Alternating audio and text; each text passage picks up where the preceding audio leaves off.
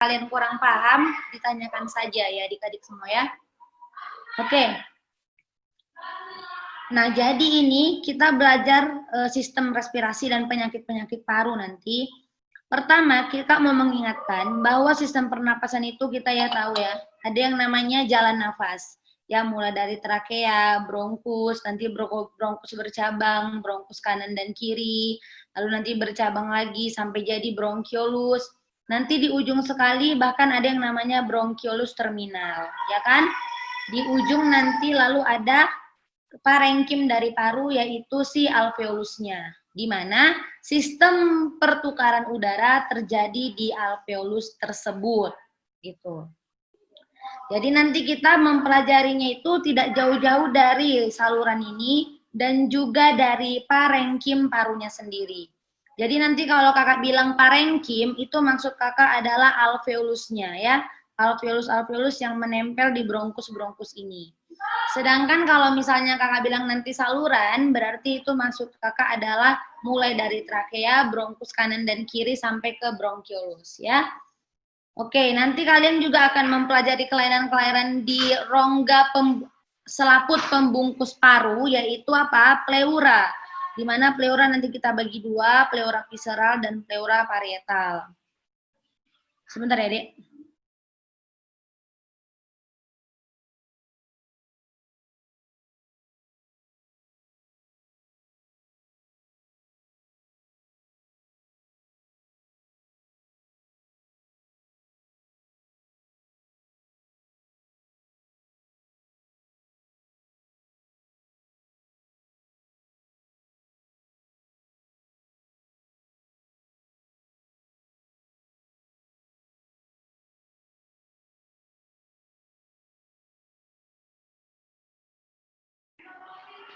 Oke, maaf ya adik-adik ya. Nah, jadi nanti ada bronkus, ada pleura, di mana nanti pleura itu ada pleura yang luar, dekat ke dinding dada itu namanya pleura parietal, kemudian yang di dekat ke dalam rongga paru namanya yang di dalam visceral, gitu ya. Oke, sebelum kita lanjut ke berbagai penyakit-penyakit di rongga paru, di paru dan di sekitarnya, ya kan. Mungkin kalian ingat bahwa ketika kita melakukan pemeriksaan paru, itu ada yang namanya IPPA, ya kan? IPPA, inspeksi, palpasi, perkusi, dan auskultasi, ya kan? Nah, di mana nanti inspeksi itu adalah penglihatan kita terhadap dinding dada. Bagaimana kembangnya paru. Nanti kita melihat kembangnya itu apakah simetris ataupun tidak simetris, ada yang ketinggalan begitu. Nah, kalau ketika nanti dia asimetris, maka kita melihat nanti mana paru yang ketinggalan bernafas gitu.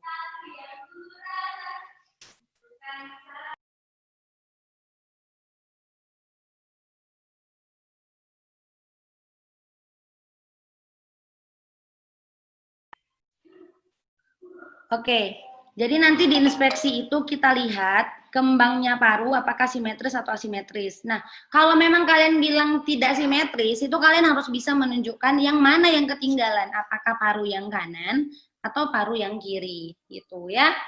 Lalu palpasi, palpasi ini kan kalian tahu pasti waktu kalian meletakkan tangan kalian di dada depan ataupun dada belakang, lalu nanti meminta pasien itu untuk menyebutkan 77 gitu ya. 77. Nanti dia namanya vokal premitus atau stem premitus ya kan. Nanti istilahnya kita lihat apakah vokal premitus itu meningkat, normal atau menurun. Ya normal itu artinya vokal premitus di kanan dan dengan yang di kiri itu sama. Kalau misalnya ada salah satu yang meningkat berarti dia itu ada yang kelainan di salah satu yang meningkat gitu. Nah biasanya vokal premitus ini adalah perasaan tergelitik gitu ya di telapak tangan kita, kayak bergetar gitu terasa di telapak tangan kita. Biasanya itu oleh karena adanya sesuatu di dalam parenkim paru. Jadi misalnya di sini ada infiltrat karena TB gitu ya kan. Maka nanti waktu kalian meletakkan tangan kalian di sini dan di sini, kalian akan merasakan stem premitus yang lebih kuat di sebelah kiri, ya kan? Karena kenapa? Karena biasanya yang padat itu menghantarkan lebih baik dibandingkan udara. Menghantarkan getaran lebih baik daripada udara. Oke, jadi nanti biasanya stem paramitus kiri dan stem paramitus kanan kita lihat apakah dia sama, lebih besar, atau lebih kecil. Gitu ya. Biasanya kalau ada something di dalam parenkim paru, maka stem paramitus itu akan cenderung lebih terasa getarannya, lebih kuat gitu. Lalu setelah inspeksi, melihat, palpasi, merasakan, kemudian kita mengetuk dengan cara perkusi, ya kan? Perkusi itu nanti orang normal gitu, paru normal itu akan menunjukkan bunyi yang sonor. Akan menunjukkan bunyi yang sonor. Kemudian kalau misalnya terlalu banyak udara di dalam parenkim paru ataupun di rongga pleura, nanti bunyinya itu akan hipersonor. Sedangkan kalau misalnya ada sesuatu yang padat seperti udara ataupun cairan, itu akan menunjukkan suara yang redup gitu. Itu untuk perkusi.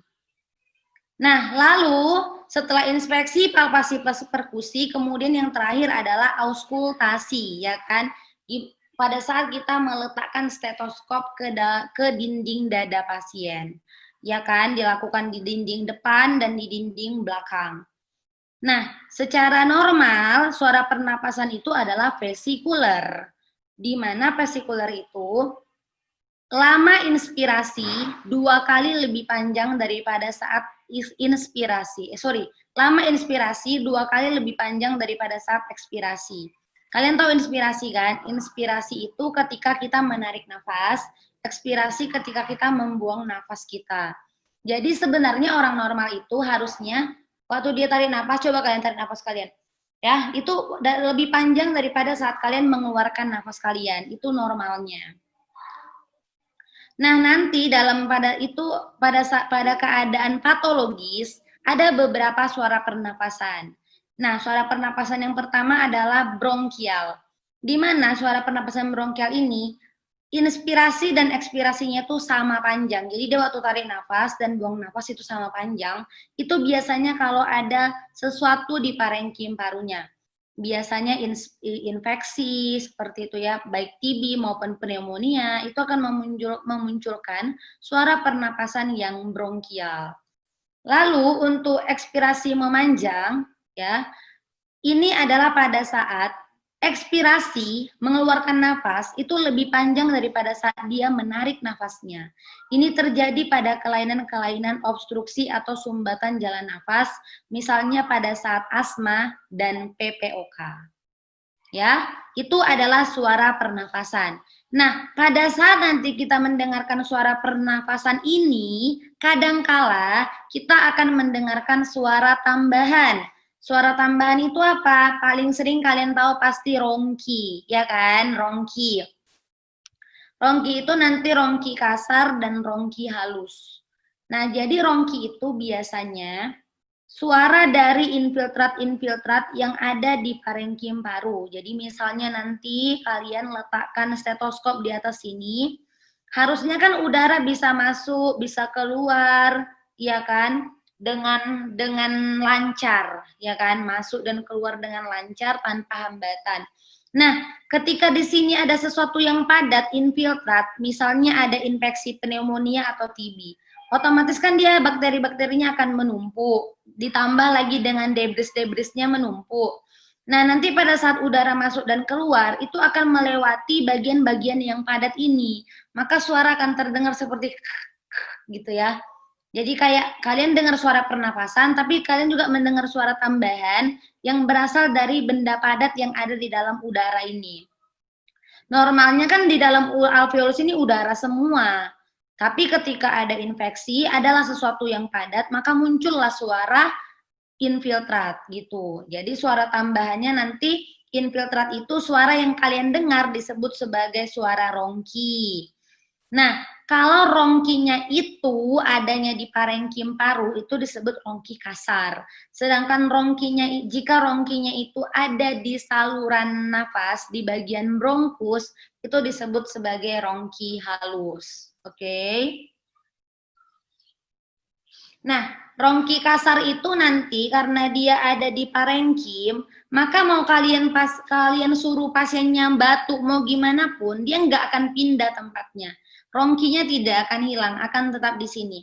Tapi untuk rongki halus, karena rongkinya itu ada di sekitar bronkus-bronkus ini, maka nanti ketika kalian minta pasien kalian untuk batuk, maka bisa saja rongkinya itu sudah pindah jatuh ke bawah atau makin naik ke atas, sehingga nanti waktu kalian dengar lagi, loh kok rongkinya hilang ya setelah batuk, itu namanya rongki halus. Ya. Nah, selain rongki yang ada pada infeksi, suara tambahan pada saat ada infeksi, ada juga suara tambahan yang terjadi pada saat adanya obstruksi. Jadi kalian nanti mendengar wheezing. Wheezing itu adalah suara pernapasan kayak mengiang gitu ya pada saat orang mengeluarkan nafasnya yang terjadi karena adanya penyempitan jalan nafas. Oke. Nah, jadi biasanya berpasangan tuh. Kalau suara pernapasannya bronkial, nanti suara tambahannya adalah rongki. Sedangkan jika suara pernapasannya adalah ekspirasi memanjang seperti pada asma dan PPOK, nanti suara tambahannya adalah wheezing. Biasanya itu sejalan, ya. Oke. Kita masuk ke penyakit yang mau kita bahas di UKM PPD ini. Oke. Pertama kita bergerak dari yang namanya asma. Jadi, asma ini nanti dengan si PPOK adalah sama-sama penyakit obstruksi. Jadi mereka itu sama-sama penyakit obstruksi, cuma bedanya nanti. Oke, ini kakak hapus dulu ya.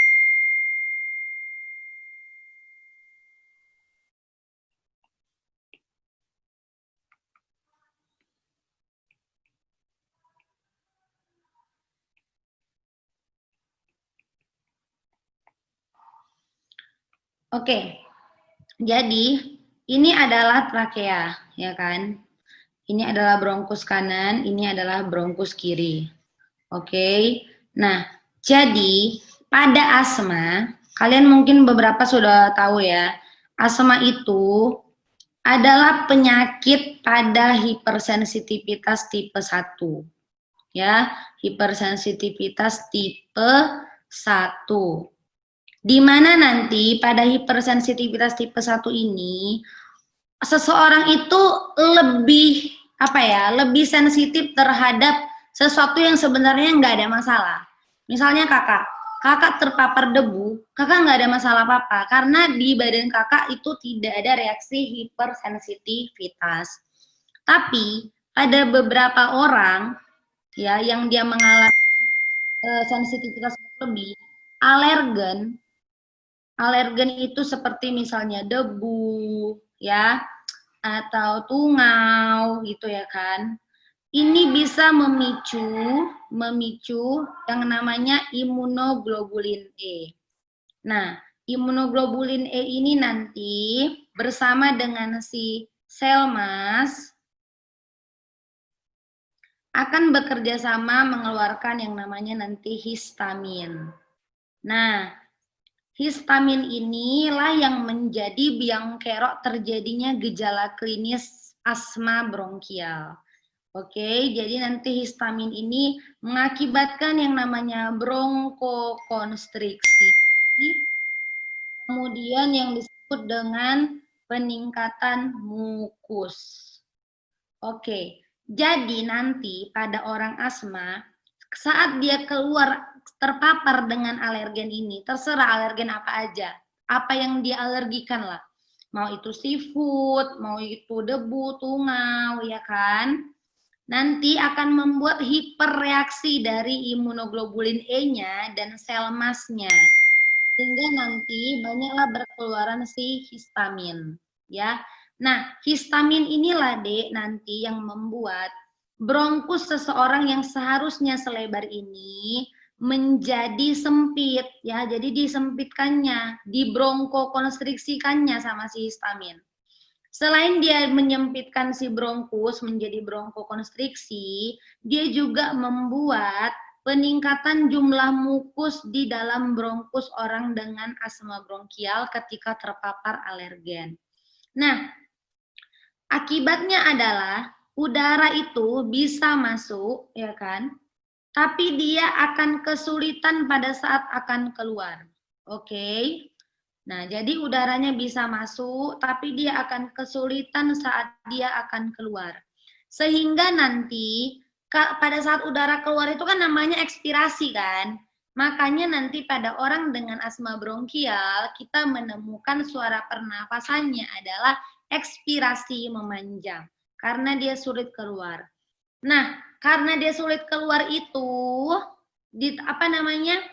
kita akan mendengar suara tambahan yaitu wheezing karena udara harus melewati bronkus yang sempit ini. Jadi kita nanti mendengarkan suara pernapasannya itu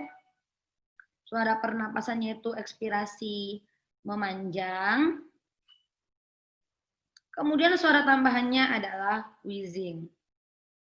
Nah, jadi nanti hampir mirip dengan asma, PPOK itu juga sama. Suara pernapasannya ekspirasi memanjang, suara tambahannya juga wheezing. Perbedaannya adalah di patofisiologinya. Kalian cukup tahu dulu yang asma. Asma itu terjadi karena hipersensitivitas tipe 1 yang ujung-ujungnya mengeluarkan histamin, di mana histamin ini membuat bronkokonstriksi dan juga peningkatan mukus di bronkus pasien dengan asma. Jadi nanti ketika kalian alergennya ini tidak ada, semua keadaan membaik. Maka nanti asma itu disebut sebagai kelainan obstruksi yang reversible. Artinya pada saat alergen menghilang dan kalian berikan dia bronkodilator, maka semua gejala membaik. Sesak nafasnya hilang, wheezingnya hilang, gitu ya Dek, semuanya hilang. Nah, jadi asma itu adalah gangguan obstruksi di saluran nafas, di mana disebabkan oleh alergen. Alergennya itu membuat peningkatan histamin dan imunoglobulin E. Oke, hipersensitivitas tipe 1. Jadi nanti kadang di UKM PPD dia nanti menunjukkan gejala-gejala asma, lalu dia minta ke kalian nanti untuk menjawab apakah patofisiologi yang mendasari. Biasanya sih nggak susah-susah, palingan peningkatan produksi histamin, seperti itu biasanya, ya. Nah, jadi sesaknya itu ya karena adanya alergen. Jadi pada saat pasien asmanya itu nggak terpapar sama alergen, ya dia tuh nggak ada masalah apa-apa, biasa-biasa aja gitu, ya. Lalu kemudian alergennya itu bisa banyak. Secara inhalan itu maksudnya kita hirup itu debu, ya, bulu-buluan.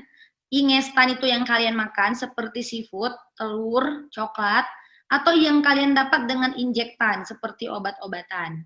Ya, jadi kayak antibiotik misalnya, penisilin, itu banyak yang alergi atau hipersensitivitas terhadap penisilin.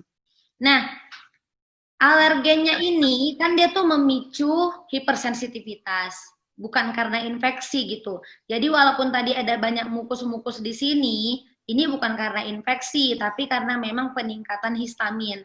Sehingga nanti kalaupun ada dahaknya, biasa dahaknya itu putih karena tidak terkontaminasi dengan bakteri. Nah, biasanya orang dengan asma itu dia punya riwayat atopi pada keluarganya. Riwayat atopi itu apa? Riwayat atopi itu misalnya rinitis alergi, ya kan? Lalu apa lagi? Dermatitis atopi. Jadi nanti kalau misalnya kalian ketemu pasien anak kecil gitu ya kan, lalu kalian melihat nanti dia asma, oke, iya ini suara pernapasannya ekspirasi memanjang. Terus kalian menemukan wheezing, terus kalian tanya dia, ini kenapa terjadi? Iya dok, tadi dia termakan udang dok. Biasanya dia memang nggak boleh makan udang gitu ya kan. Jadi kalian tanya, ini ibunya ini asma juga? Oh enggak dok, bukan asma, tapi saya itu gampang gatal-gatal dok kalau makan udang juga. Nah itu dermatitis atopi. Biasanya dia punya selalu riwayat atopi, entah itu tantenya, entah itu neneknya, pamannya, atau siapalah gitu ya. Jadi nanti setelah kalian anamnesis ya kan tentang gejalanya, tentang riwayat atopinya, biasanya nanti di pemeriksaan fisik itu kalian bisa merasakan atau mendengar yang namanya wheezing ya, kayak tadi kakak bilang. Kalian akan mendengar suara pernapasannya ekspirasi memanjang, kemudian kalian akan mendengar suara tambahannya adalah wheezing atau sering juga disebut dengan mengi, ya kan? Nah, nanti pada pemeriksaan penunjang fototoraks itu ya nggak ada masalah apa-apa, biasanya normal, atau biasanya bisa juga peningkatan corakan bronkopaskular tapi tidak banyak, sedikit saja. Biasanya kan ya karena memang ada reaksi alergi, saluran apa namanya kalau ada reaksi alergi kan aliran darah kan akan banyak ke sana, makanya nanti akan bisa kita jumpai peningkatan corakan bronkopaskular. Nah, nanti untuk menegakkan diagnosa utama asma, ya kan, itu kita harus melakukan yang namanya spirometri atau peak flow. Jadi spirometri dan peak flow ini sama-sama alat yang bisa melihat berapa kadar FEP1. Jadi FEP1 itu apa? FEP1 itu adalah force expiratory volume. Nah, jadi force expiratory volume ini ya, kalian misalnya tarik nafas gitu. Kalian tarik nafas dalam, sedalam-dalamnya. Waktu kalian keluarkan nafas kalian sekuat-kuatnya, di 1 detik pertama itu namanya adalah FEP1. Jadi biasanya FEP1 manusia normal itu, yang tidak ada gangguan obstruksi, itu sekitar lebih dari 80%. Jadi misalnya kakak gitu tarik nafas sekuat-kuatnya, masuklah ke dalam paru kakak 5 liter, ya kan? Nah, ketika kakak keluarkan sekuat-kuatnya, itu biasanya akan 80% dari 5 liter, yaitu sekitar berapa? 4 liter keluar. Jadi normalnya seperti itu. Jadi di 1 detik pertama, 80% dari udara yang kita hirup itu sudah keluar. Nah, jadi nanti pada asma yang bisa membuat dia beda nanti dengan PPOK, pada asma itu setelah kita berikan bronkodilator, itu perbedaan dari FEP1-nya itu lebih dari 12%. Jadi misalnya seperti ini. Jadi sebelum kita berikan bronkodilator gitu kan, dia itu misalnya 65% gitu. Setelah kita berikan bronkodilator, FEP1-nya jadi 80%. Nah, ini kan sudah 15% selisihnya kan. Nah, itu biasanya terjadi pada asma. Sedangkan kalau pada PPOK, tidak mungkin dia lebih dari 12%. Nah, jadi nanti kalau kalian ketemu pasien, dia sesak nafas, ekspirasi memanjang, kemudian ada wheezing, terus dia ada riwayat atopi di soal, maka kalian pilih itu kemungkinan besar adalah asma. Ya. Oke. Sayangnya di UKM PPD itu tidak semudah menegakkan diagnosa asma. Kadang-kadang soalnya usil. Kalian akan diminta untuk menentukan klasifikasi asma. Oke. Nah, jadi nanti deh klasifikasi asma ini ada 2 yang harus kalian pahami. Pertama, klasifikasi bulanannya, kemudian yang kedua, klasifikasi serangannya. Gitu. Jadi, klasifikasi bulanan ini adalah seberapa sering sih pasien ini mengalami sesak oleh karena alergennya gitu. Jadi nanti derajat asma ini berdasarkan seberapa sering serangannya datang, itu kita bagi menjadi intermittent dan persistent. Intermittent itu artinya ya sesekali aja. Dalam setahun mungkin paling 2-3 kali gitu ya. Jadi kemudian yang persisten ini ya hampir tiap minggu muncullah gejala gitu. Jadi dia mengalami sesak hampir tiap minggu gitu. Oke, kita gerak dari yang intermittent. Intermittent itu kalau misalnya pasiennya itu mengalami gejalanya itu bulanan. artinya kurang dari 1 kali per minggu. Oke, kurang dari 1 kali per minggu, kita dalam 1 bulan ada 4 minggu, berarti dia dalam sebulan itu tidak sampai 4 kali. Mungkin cuma 1 kali, 2 kali, 3 kali, atau bahkan tidak ada sama sekali kadang-kadang. Itu gejala bulanannya. Nah, di mana nanti pada intermittent ini orangnya akan mengalami gejala malam. Gejala malam itu membuat dia terbangun di malam hari dan mencari pertolongan untuk mengatasi sesaknya itu kurang dari sama dengan 2 kali sebulan. Gitu ya. Nanti untuk yang persisten kita bagi menjadi persisten ringan, sedang, dan berat. Nah, persisten ringan itu kalau misalnya gejalanya udah lebih dari 1 kali per minggu, tapi tidak sampai 1 kali per hari. Nah, jadi mungkin ini 4 kali 1 minggu gitu ya. Dalam seminggu 4 kali, 3 kali gitu. Lebih dari sekali tapi hampir nggak tiap hari. Itu persisten ringan. Biasanya dia ini terbangun dari tidurnya di malam hari itu lebih dari 2 kali sebulan. Lalu persisten sedang. Persisten sedang ini, kalau misalnya dia sudah mengalami gejala tiap hari. Persisten berat juga tiap hari. Jadi persisten sedang dan berat itu sama-sama tiap hari. Bedanya adalah persisten sedang itu tidak sepanjang hari. Jadi biasanya dia tiap hari muncul sih, tapi mungkin pagi aja atau sore aja gitu ya. Kalau persisten berat itu sudah kontinu. Jadi dia sampai tidak bisa bekerja lagi, sampai harus selalu datang ke IGD, ke rumah sakit, bolak-balik, itu kalau kontinu ya. Jadi nanti untuk gejala malamnya, si persisten sedang itu lebih dari 1 kali seminggu. Kalau gejala malam untuk si persisten berat udah nggak tahu lagi kita, udah sering kali gitu ya. Nanti waktu kalian melakukan pemeriksaan paru dengan spirometri, kan kalian melakukan pemeriksaan FEP1. Nah, jadi bahasa Inggris FEP1 itu kan forced expiratory volume. Bahasa Indonesianya itu ini volume ekspirasi paksa dalam 1 detik, ya, FEP1. Jadi dia di atas 80%. Kak Ica itu ada APE, APE apalagi Kak? APE itu arus puncak ekspirasi, dia itu berbanding lurus dengan FEP1. Cuman kalau FEP1 itu kan 1 detik, arus puncak ekspirasi itu di 0,2 detik pertama. Nah, jadi biasanya kalau dia intermittent sama persisten ringan, FEP1 itu masih sama kayak manusia normal, di atas 80%. Ya kan? Sedangkan kalau yang persisten sedang dan berat, biasanya itu udah mulai gangguan. Yang persisten sedang 60-80, persisten berat kurang dari 60%.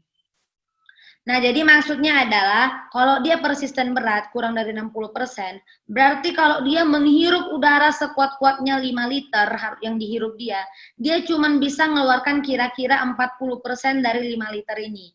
Berarti ya, hanya bisa mengeluarkan 60% dari 5 liter ini. Berarti dia hanya mengeluarkan 3 liter. Berarti tertinggal 2 liter lagi di dalam. Ya kan, berarti dia ada yang ngetrap gitu, artinya terjebak di dalam karena nggak bisa keluar oleh karena bronkus yang sempit tadi, karena udaranya tertahan di dalam ya makanya sesak lah dia. Nah biasanya kalau pada asma begitu kita masukkan bronkodilator, terbuka dia bronkusnya, gejalanya pun hilang. Nah nanti beda sekali dengan PPOK. PPOK itu walaupun kalian udah masukkan bronkodilator, tidak akan sekeren itu nggak akan lebih dari 12% gitu perubahan antara sebelum dan setelah. Oke ya. Nah, itu adalah gejala dia harian gitu. Jadi biasanya yang mengerti gejala harian ini adalah dokter keluarganya. Jadi misalnya kan pasiennya cerita tuh, "Iya, Dok, aduh dokter, anak saya ini, Dok, bulan ini dia udah berapa kali ya? 6 kali loh rasanya Dok, dia 6 kali lah dalam sebulan ini." Nah kalau udah 6 kali dalam sebulan itu kan udah persisten ringan kan. Karena kalau yang intermittent dia harusnya kurang dari 1 kali per minggu, harusnya dalam sebulan dia kurang dari 4 kali. Nah kalau dia bilang, "Aduh Dok, bulan ini anak saya sudah 6 kali Dok ke IGD gitu, malam-malam udah 3 kali misalnya," dia bilang, berarti itu udah persisten ringan. Terus kalau ibunya bilang, Aduh dokter, anak saya tuh tiap hari loh dok, tiap pagi pokoknya sesak, pokoknya tiap pagi dia tuh bengek lah dok, katanya gitu. Berarti itu persisten sedang atau persisten berat. Terus kita tanya, kalau siangnya gimana bu? Ya kalau siang udah biasa aja sih dok, udah bisa main. Kalau kayak gitu persisten sedang. Tapi kalau persisten berat, aduh dokter nggak bisa, dia tuh sama sekali nggak bisa ngapa-ngapain, sesak terus gitu. Itu persisten berat. Ya, kamu Halo, siapa nih yang ngomong? udah. Ahmad, Ahmad, matikan dulu dek mikrofonnya dek. Oh iya.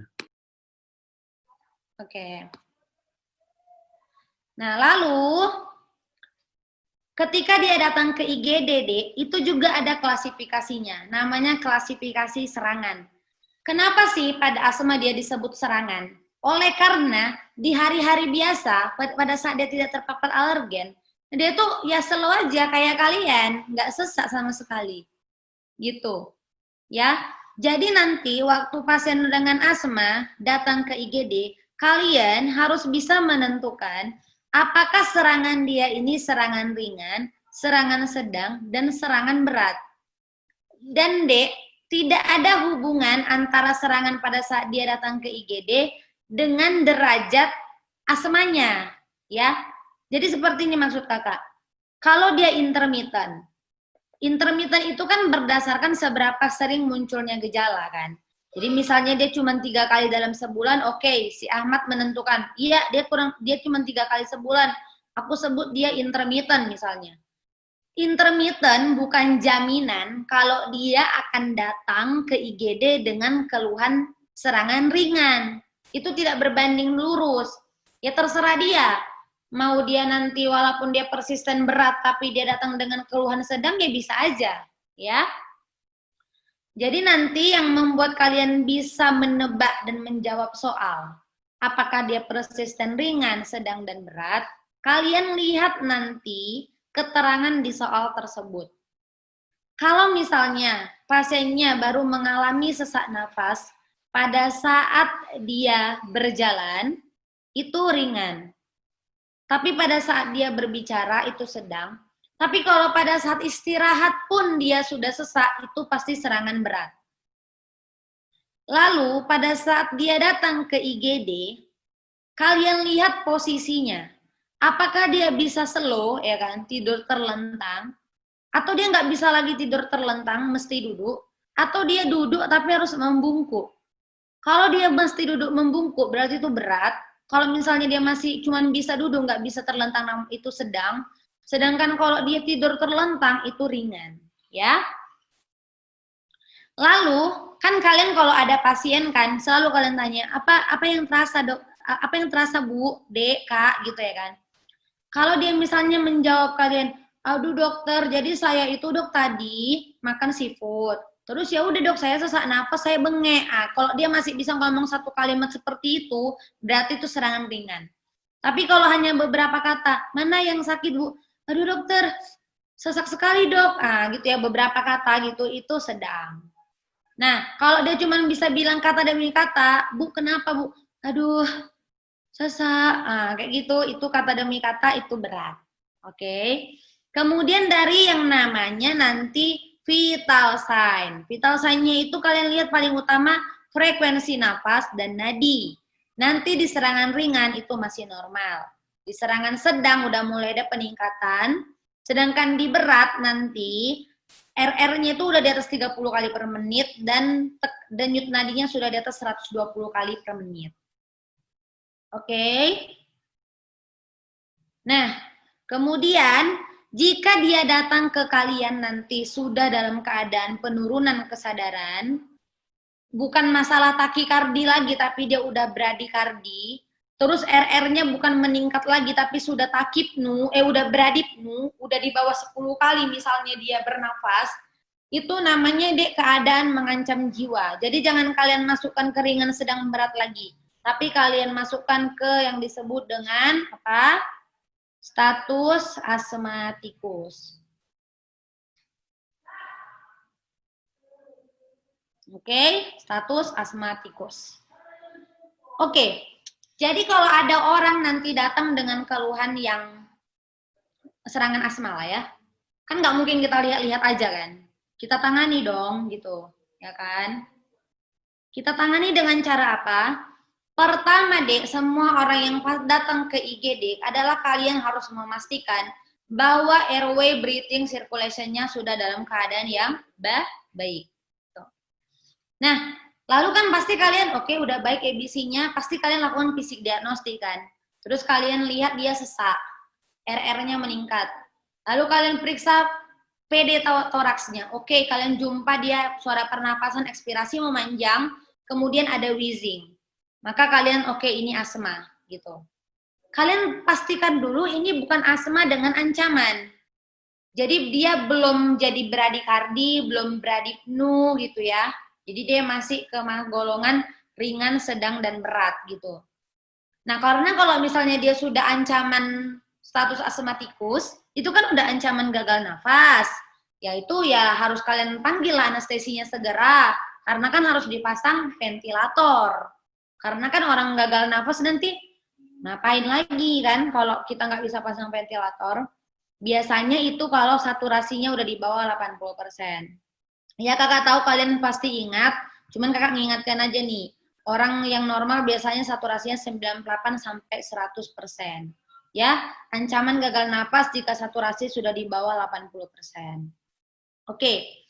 Nah, kalau misalnya kalian fix, oke, dia bukan serangan asma, dia bukan asma dengan ancaman. Kalian putuskan apakah dia asma serangan berat atau asma serangan ringan sedang. Ya kan? Dari mana? Kan mudah tadi tuh. Tinggal lihat aja bagaimana sesak nafasnya, bagaimana posisinya, bagaimana cara bicaranya, dan frekuensi nafasnya. Oke, kakak lupa tadi ya. Lihat juga kesadarannya. Ya, ringan, sedang, dan berat itu biasanya masih gelisah-gelisah. Kalau dia udah penurunan kesadaran, itu udah status asmatikus. Oke, nah, jadi kalau misalnya dia ringan, sedang, berat, berarti keluhan dia cuman sesak nafas gitu ya, tapi dia masih sadar. Maka Dek, pertama sekali kalian berikan dia oksigen. Ya. Oksigennya itu dosisnya 4 sampai 6 liter per menit pakai dari nasal kanul. Lalu kalian berikan dia bronkodilator. Bronkodilatornya itu adalah SABA. SABA itu kepanjangan dari short acting beta 2 agonis, ya kan? Jadi nama kerennya itu bronkodilator. Kenapa? Karena si short acting beta 2 agonis ini bisa membuat bronkus yang tadi bronkokonstriksi menjadi lebar, bronkodilatasi. Makanya namanya bronkodilator. Nah, sabanya itu, bronkodilatornya itu dalam bentuk nebul. Ya kan, nanti ada flakon kecil-kecil dimasukkan ke alat nebulizer, terus diasapkan ke dia selama 15-30 menit atau sampai obatnya habis. Ya kan? Nah, itu adalah yang pertama. Kalian evaluasi 1 jam kemudian. Kalau ternyata sesaknya sudah hilang dan wheezingnya sudah sama sekali tidak bisa kalian dengar, maka berarti nebul kalian itu udah top chair, ya kan? Udah selesai. Nah, ya udah pulangkan dia. Tapi ternyata jika nanti wheezingnya itu masih ada, ya kan, belum hilang wheezingnya, kalian ulang lagi. Berikan lagi salbutamol tadi, kalian nebul selama 15-30 menit, lalu evaluasi lagi. Jika nanti, ya kan, dia sudah hilang, kalian pulangkan pasien kalian. Kalau misalnya belum juga berubah, kalian nebul lagi. Nah, cuman nanti nebulnya itu di sini tidak hanya SABA saja, tapi kalian sudah menambahkannya dengan antikolinergik. Antikolinergiknya itu namanya ipratropium bromide, ya, ipratropium bromide, atau sering dia di IGD namanya Combifen. Jadi Combifen itu gabungan antara Ventolin dengan ipratropium bromida. Jadi, tadi kan di awal kalian cuma ngasih SABA. SABA itu kan short acting beta 2 agonis. Nama obat yang terkenalnya itu Ventolin. Ya, Ventolin. Kakak nggak tahu sih di luar di Sulawesi apa ya kan, tapi di Medan yang terkenal tuh Ventolin. Isinya tuh SABA, salbutamol. Jadi pertama kita kasih dulu, gagal, kasih lagi, masih gagal juga, kasih lagi, tapi dia sekarang di yang ketiga, udah kita tambah dengan antikolinergik. Antikolinergiknya itu nama obatnya ipratropium bromide, ya. Sudah disatukan dalam satu obat, namanya Combifen. Kalau misalnya masih belum juga hilang, ya, lanjutlah kalian rawat, jangan kalian pulangkan. Tapi kalau dia sudah hilang, boleh kalian pulangkan. Ya, kalau misalnya dia belum hilang, kalian rawat saja di rumah sakit. Gitu. Nah, sambil nanti kalian melakukan penata laksanaan kalian, di awal-awal jangan lupa untuk melakukan pengecekan analisa gas darah. Kenapa? Supaya kita tahu pasien kita yang lagi sesak ini apakah ada ancaman gagal nafas atau tidak. Gitu ya. Karena nanti kalau dia ada ancaman gagal nafas, maka dia akan kita rujuk ke ICU gitu. Tapi jika tidak ada, maka kita rawat dia di ruangan biasa. Nah, jika misalnya di tempat kalian kerja nanti tidak ada nebulizer, maka kalian bisa menggunakan obat lain seperti terbutalin dan adrenalin yang bisa dimasukkan secara suntikan. Oke. Nah, jadi Dek, kalau misalnya tadi kan kalian itu orang sesak, kalian udah putuskan dia ringan sedang, gitu ya kan? Ringan sedang. Nah, ataupun berat. Maka nanti kalian itu ada kalanya membutuhkan tambahan obat selain SABA dan antikolinergik. Nama obatnya apa? Nama obatnya itu adalah glukokortikoid. Ya, mungkin kalian udah tahu glukokortikoid itu adalah anti radang. Ya kan, anti radang. Nah, kan tadi kalian tahu asma itu prinsipnya adalah peradangan, hipersensitivitas. Jadi sangat ada tempatnya memasukkan glukokortikoid. Kalau misalnya sejak awal kalian sudah memutuskan bahwa serangannya itu adalah serangan berat, maka kalian suntikan glukokortikoidnya itu mulai dari pada saat kalian melakukan nebulisasi atau pengasapan hari yang pertama kali. Tapi kalau dari awal kalian memutuskan itu adalah serangan ringan sedang, kalian baru memasukkan glukokortikoid itu pada saat kalian memasukkan nebulizer yang ketiga. Berarti ini pada saat kalian memasukkan SABA tambah ipratropium bromide. Ya kan? Oke, jadi itu adalah pada saat pasien datang ke IGD. Jadi kalian tangani sesaknya gitu. Harapannya sih dengan pemberian bronkodilator dan teman-temannya tadi, wheezingnya hilang, sesaknya juga hilang. Jadi tadi suara pernapasannya yang tadinya ekspirasi memanjang, jadi vesikular kembali. Yang tadinya ada wheezing, jadi tidak ada wheezing dengan penata laksanaan kalian. Gitu, ya. Oke, itu kan penanganan pada saat dia datang ke IGD. Kalau misalnya pasiennya udah pulang, ya kan? Pulanglah dia. Terus besoknya ketemu dia sama dokter kliniknya, dokter keluarganya. Dokter, saya kemarin bawa anak saya lagi loh dok, ke IGD, gitu kan. Oh iya bu, iya dok, ya ampun dokter sesak sekali, tapi untunglah setelah 2 kali dinebul, dia pakai Ventolin, hilang sesak anak saya dok, terus kami pulang gitu. Dokter, kasihlah dok obat sama untuk anak saya supaya nggak sering dia muncul gejala serangan asmanya ini dok, kasihlah dok obatnya, obat pencegahnya gitu ya kan. Itu disebut sebagai controller. Oke. Jadi tadi yang kakak bahas ke kalian itu SABA, ipratropium bromide, glukokortikoid injeksi, itu semua disebut sebagai reliever ya, reliever. Kenapa? Karena dia melegakan serangan gitu. Sedangkan kalau misalnya yang seperti tadi, Udahlah dok, tolonglah dok, kasihlah dia obat ini dok, supaya terkontrol dok, supaya dia enggak sering kali sesak gitu kan. Itu namanya controller.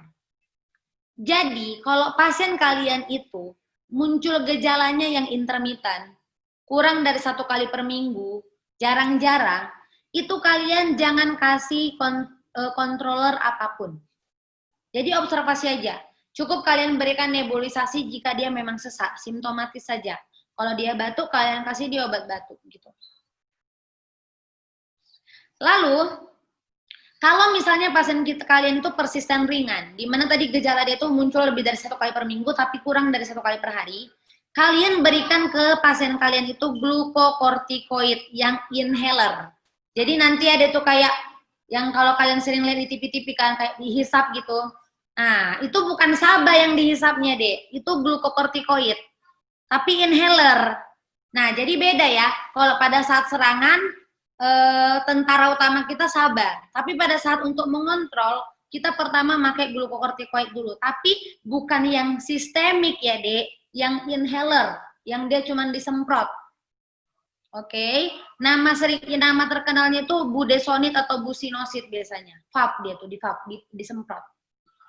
Tapi kalau pasien kalian udah persisten sedang, tiap hari dia muncul, itu kalian tidak hanya memberikan glukokortikoid inhaler, tapi kalian tambah juga beta 2 agonis, tapi bukan yang kerja pendek. Kalau tadi kan di serangan SABA, kalau di controller namanya LABA, long acting beta 2 agonis. Nama terkenalnya itu polmoterol. Ya. Nah, kemudian kalau pasien kalian tadi udah yang continue lah sepanjang hari dia sesaknya gitu kan, maka kalian berikan obat pulangnya tuh, kontrolernya, kalian selain nanti kalian berikan glukokortikoid inhaler, kemudian masukkan LABA, kalian tambah salah satu dari yang di bawah ini, glukokortikoid sistemik, atau teofilin, atau leukotriene modifiers. Leukotriene modifiers ini obat baru, namanya bagus tuh, Montelukast namanya. Ya, nama dagangnya Montelukast. Gitu ya. Jadi nampak sekali kita lihat, kalau tidak terlalu berat kali gitu, kita menghindari sekali pemberian glukokortikoid sistemik ini. Kenapa? Kalian pasti tahu, glukokortikoid itu banyak sekali efek sampingnya. Yang paling kita khawatirkan apa? Cushing syndrome. Jadi, namanya juga controller. Controller kan berarti dipakai tiap hari kan. Sebisa mungkin janganlah pakai yang efek sampingnya